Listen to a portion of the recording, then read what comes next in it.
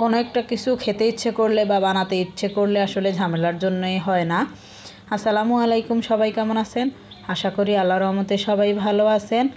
তো এই যে পুডিং বানাবো, অনেক দিন হয়েছে আসলে পুডিং বানানো হয় নাই, কারণ বিরক্তি লাগে কোনো কিছু রেডি করতে গেলে বা তৈরি করতে গেলে অনেক ঝামেলার, এটার জন্য ওটা করতে হয়, ওটার জন্য ওটা করতে হয়, আর এই ঝামেলার জন্য আসলে বানানো হয় নাই।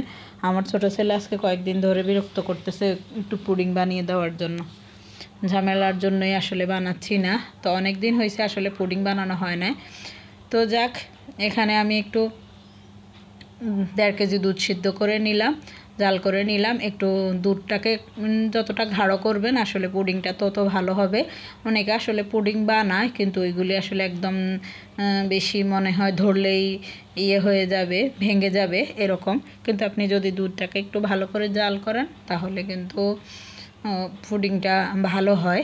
ওরকম ধরলেই যে গলে যায় বা হয়ে যায়, ভেঙে যায়, ওরকম কিন্তু হয় না। তো এখানে আমি দুধ গরম করে তো জাল করে নিয়েছি, আর একটু দুধটাকেও আপনি ছেঁকে নেবেন। আমি এখানে দুধটাকেও একটু ছেঁকে নিয়েছি চালনি দিই, তাহলে ওই যে সরের যে দলাটা ওটা থাকবে না।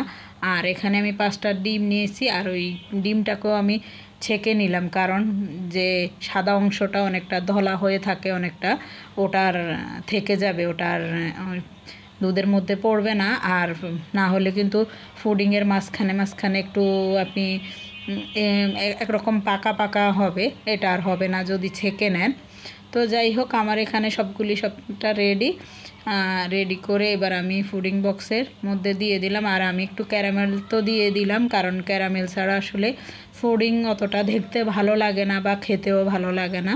তো যাই হোক, এখানে এবার আমি প্রেশার কুকারে দিচ্ছি। আসলে বিশেষ করে অনেকেই কিন্তু পুডিং মানে যাদের বাসায় ওভেন আছে অনেকে ওভেনে তৈরি করে। তো ওভেনে, আমাদের বাসায় যেহেতু ওভেন নাই, তাহলে প্রেশার কুকারে ভালো হবে, সময় কম লাগবে, সময়টা বেঁচে যাবে।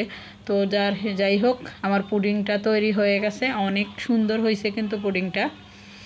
তো যাক, পুডিং বানানো শেষ, এবার আমি তো রান্না করব আজকে। আসলে রোজার ঈদের পর থেকে, কোরবানি ঈদের পর থেকে আসলে শুক্রবারে তেমন এলোমেলো হয়ে যায়।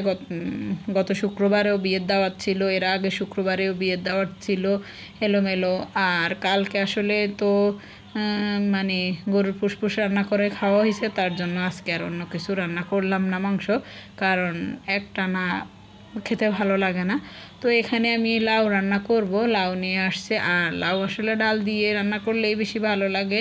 তো আমি চিন্তা করলাম না, একটু মাছ দিয়ে রান্না করি। তো এখানে আসলে মাছের মাথা কিন্তু ফ্রিজে ছিল না, মাছ ছিল, মাছের মাথাগুলি আগে রান্না হয়ে গেছে।